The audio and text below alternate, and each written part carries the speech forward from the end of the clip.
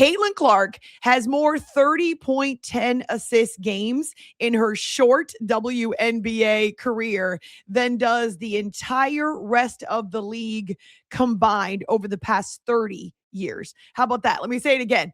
Caitlin Clark has more 30 plus points and 10 plus assist games. So meaning she's had a 30 and 10 in the same game. She's got more of those, 5 of them in her 2.5 seasons in the WNBA than the rest of the league has combined in its entire history. So we're celebrating the 30th year of the WNBA in 2026, as you know, because of the poster that left Caitlin Clark off of it. She just had 37 points and 10 assists in the game we were talking about. I was telling you about the game between the Sky and the Fever in which she hit a record 8 triples. Well, that was a 37-10 game. Now she's got 5 performances like that, where she's been above 30 points and above 10 assists in the same game. The entire WNBA career games that exceed 30 and 10 in the whole league history over 3 decades, 4. Caitlin has 5. The WNBA has 4. That's pretty amazing. And I do think it's funny too. Some people have pointed out, I've seen it online, that, hey, this is a guard or a player that earlier this season was voted by her peers as the 11th best guard in the league. That's going to change, whether begrudgingly or whether she gets her flowers and is applauded for all the extra attention that she's brought to the league, the excitement, the buzz, the energy, the fans, the ticket sales, all of that stuff. A lot of that is because of Caitlin. And whether or not people come for Caitlin Clark and stay for A'ja Wilson, they come for Caitlin Clark, they stay for the Liberty winning a championship. They show up to watch because of Caitlin Clark, and they fall in love with the game of another player, and that gets them excited about a different franchise or a different team. Whatever. A lot of it still happens because of Caitlin initially. She's not only transcending the WNBA, but really transcending the sport of basketball. Every single game, every single arena where she shows up, there are hundreds of young girls and boys who want her autograph, who are standing there to try to get a picture with her. Not just that, but there are other professional athletes who show up to get their photos with Caitlin Clark. It happens every single game. Celebrities and pro athletes from other sports who want to have their moment with Caitlin. She's the Taylor Swift of the WNBA, and that's not going to change because her basketball, her brand of basketball is in fact worthy of all the attention. We're not just talking about Paris Hilton famous. And the reason I say that is because I don't know why Paris Hilton is famous. I've asked this question before. She's essentially famous because she's rich and because her family has a recognizable last name. Maybe she's done some reality TV in the past, but she doesn't have a skill or a talent that puts her in the spotlight for that reason. Now, I'm not saying she's a worthless human. Please don't mistake my words. Only that she's famous because she's famous, right? She's famous for being famous. She's famous because her family has a lot of money and their last name is a recognizable brand around the world. Otherwise, there's no reason for her to be famous. I'm sure she's a great wife and mom. In fact, I hope that she is. And it sounds like she has changed a lot over the course of her growing up in the spotlight. But Caitlin Clark is famous because her basketball rocks, because her brand of basketball is exciting. Caitlin Clark is famous because of what she does with that little orange ball between her hands, right? Caitlin Clark is famous because her game dazzles us and because she wins wherever she goes. She's famous also because she's kind to fans, because she takes the spotlight and doesn't push back against it for the most part. She takes that spotlight and she wants to use it for good. She smiles, she has fun, she signs autographs before every game, and she enjoys the connections with, say, Tyrese Halliburton or other NBA players. She enjoys connecting and taking photos with famous soccer players or with celebrities. She doesn't take herself too seriously. I'm sure she has an ego. Most pro athletes do. It kind of fuels them to continue to get better and to be the best. But this is a young woman who comes across as humble and laughs at herself and enjoys basketball more than anything. That's her first love, and she doesn't lose focus on her job and what she's on the court to do. In fact, she really wishes that more people would focus on the basketball and less on everything else that's swirling around the WNBA.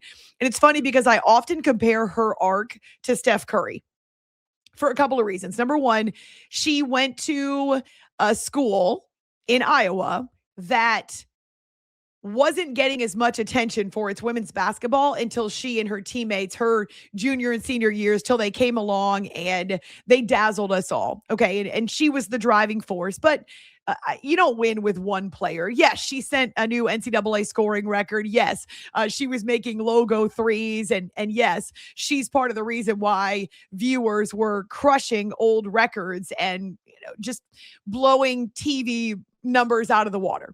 But it was her teammates too. And a lot of them became household names while she was still at Iowa. But remember, Steph Curry. Now, Steph Curry's college choice was it was a smaller school that really hadn't had a ton of attention, whereas Iowa does have a long history when it comes to women's basketball. But the attention that these two schools got is because of Caitlin's entertaining brand of basketball and because the scoring record she was smashing, just like Steph Curry. Remember when he was a sophomore and he powered Davidson to the Elite Eight of the NCAA tournament. So he became the star that we got to watch, actually a skinny little kid. He was pretty slight when he was in college, if you go back and you look at the photos of Steph Curry. But his handles, the way that he could set up his teammates, the fact that he could shoot from anywhere in the building with these fantastic threes. He and Caitlin Clark had very similar games. Now, hers was more prolific in the women's game, and she and her teammates made it to back-to-back Final Fours, whereas that's not the arc of Steph Curry. But he captivated America with his game when Davidson went to the Elite Eight in his sophomore year. He came back his junior year. They also made the NCAA tournament, though they didn't get as far. And then he jumped to the NBA.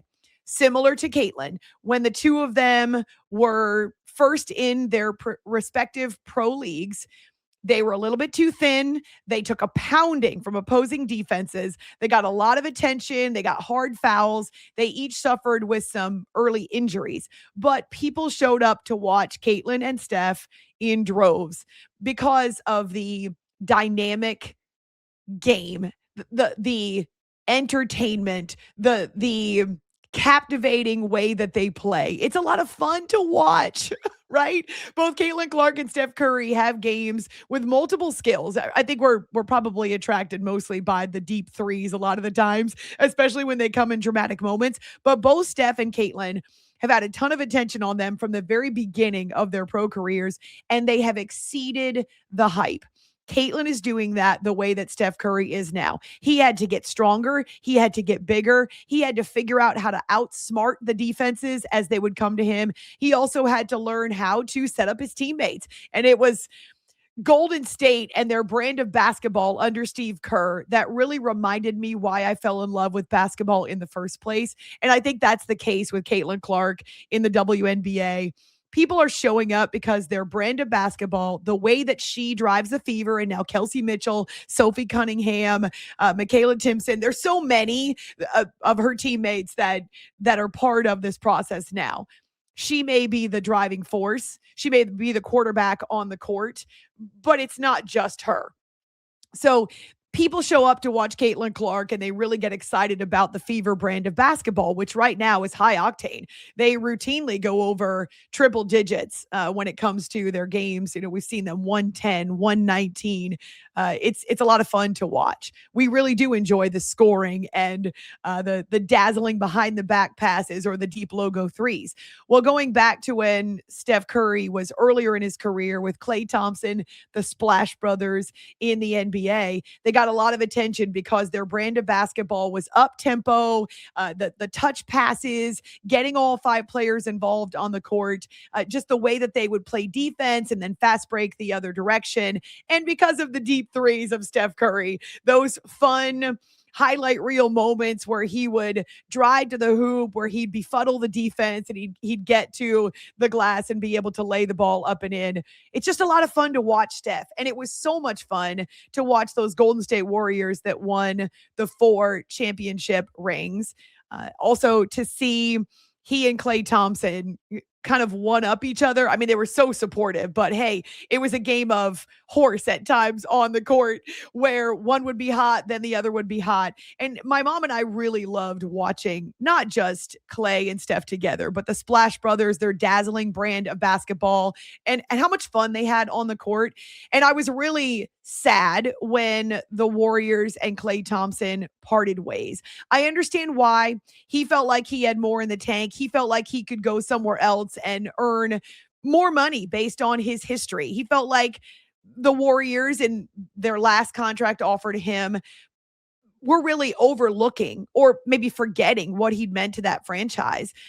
And I understand it's a business, and that business was painful for him. He ended up going to the Dallas Mavericks, which they had big dreams too, but they didn't quite play out. Why? Well, because Luka Doncic ends up traded and because Kyrie Irving tore his ACL again and hasn't been able to stay on the court. So the Mavericks experiment didn't work out the way that he wanted. I'm really hoping that this next stop, after so many twists and turns, and that includes for Klay, a torn ACL in the WNBA. Sorry, don't turn that into a joke. I was just talking about the W, which is why it's fresh in my mind. Klay Thompson tore his ACL in the NBA Finals, and just as he was about to come back to basketball, then blew his Achilles. So he missed more than 2 years of being on court. And I just remember the interviews he would do, but even when he wouldn't do interviews, the facial expressions, the body language on the bench, at times he couldn't even be in the arena because he couldn't stand to watch his teammates play without him. He missed it so much. And so to see him now healthy, number one, but also he had more than 200 triples for the Mavericks last season. I know the Mavericks didn't end up making a lot of noise, though he got to play with Cooper Flagg for a bit. They're not yet a championship contender the way they anticipated. But for Klay, he found a rhythm again, and he had another season in which he was over 200 triples. So the Miami Heat were very patient. They knew they wanted to sign Klay Thompson, but they waited for him to get waived by the Mavericks. The Mavericks are trying to retool their roster for a while. They had too many guys. They had to actually get rid of someone because you can only have 15 players on your roster once the season starts. So here's Klay Thompson, who's hitting the reset button again. I will always be one of his biggest fans, and I think Mom and I really enjoy watching him play, even post Golden State career. But I'm hoping for him that this turns into a resurgent season because he's teaming up now with Giannis Antetokounmpo, so Giannis, Greek freak, who ended up in Miami, right? So he picked Miami after leaving Milwaukee for a while. There were a bunch of other teams in the running, but he ends up picking Miami. So Giannis is there. Bam Adebayo is there. I mean, he's a force of nature. And so you've got some incredible dudes in the front court who are all-stars, who've been part of the playoffs. Obviously, Giannis is an NBA champion like Klay Thompson, so they speak the same language. And here is Klay, who has a chance to pursue another title before his career is done. He is healthy, but he's also 36 years old. So can he have another year in which he provides that outside shooting that will open up the lane for Giannis and for Bam? I think that's what they're hoping. That's the idea for Klay Thompson, is that he will be that threat beyond the arc with the ball in his hands, or maybe as the off guard where he's just posting up around the arc waiting for the ball to come to him. He's 4th already on the NBA's all-time three-pointers made list, so not taken, made. And he has a 2-year deal with Miami. I think there's an option for the second year, but I love that Pat Riley called him one of the most iconic players to ever suit up in the NBA. And of course, points to the fact that he's battle tested. He's a 4-time world champion. And we're really looking for him to bring not just that experience, but his knowledge of the game and the ways to help his teammates and to open up the offense for the Heat. So yeah, he's going into his 14th season in the league. So he and Steph Curry still active, right? They played together for all those years. They were a prolific backcourt for all those years. I don't know which one retires first, but I love that they're still playing and that we can still appreciate their brand of basketball. And I'll say it again, the Golden State Warriors going back to, when Steve Kerr took over and they had Draymond Green as kind of the centerpiece of that defense. It was so much fun to watch. Harrison Barnes in there as well. Andre Iguodala, another one who was part of their run. And to watch how much they shared the basketball and how much joy they had when they were on the court. Of course, it was up tempo and it was lively and it was energetic. Just reminded me I had become disenchanted with the brand of basketball we were seeing in the NBA. I can't stand dribble, dribble, shoot from beyond the arc. And I know they shot a lot of threes, of course, but they also shared the basketball. They also played defense. It wasn't just about shooting threes. The James Harden brand of basketball, you can miss me with that. And I hate the fact that basketball has changed its rules so much at the NBA level that now even hand checks are considered fouls. I can't stand seeing games in which you have 115 free throws. Also boring as heck. And so I didn't love what we were seeing in the NBA, where it was less a contact sport, where there were fewer big men who were able to play back to the basket. And I mean, the game is continually changing, but I love the brand that we got from the Golden State Warriors. And Mom and I really enjoyed watching the Splash Brothers. So I'm glad they're both still playing.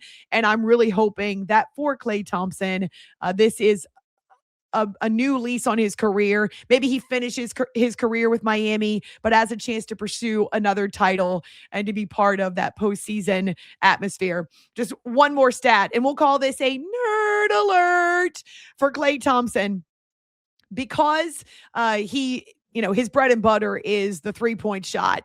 That's what many people look for with Klay. Now, he can drive, he can play defense, but some of that explosiveness and that quick first step are gone after his injuries and just age and the number of miles he has on his body.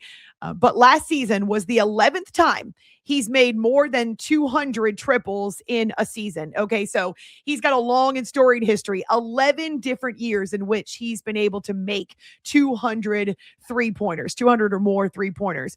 The Heat as a franchise, this will blow you away. In their history, their entire franchise history, they've had a player make 200 threes in a single season only 7 times. So Klay has more in his NBA career than the Heat have in their entire franchise history. So yes, he's a unique player for them. I know they had Tyler Hero recently, who was a great 3-point shooter, but Klay brings next level threes and next level deep offense. And if he can be a threat this season on the arc, well, then the Heat will see more space on the interior for Giannis and for Bam to operate. And Bam's so explosive when he gets close to the hoop. So this should be fun. In fact, the NBA season with some of the All-Stars changing uniforms should be a lot of fun if these teams can gel, come together, get to know their new teammates, find a rhythm. We could see some exciting basketball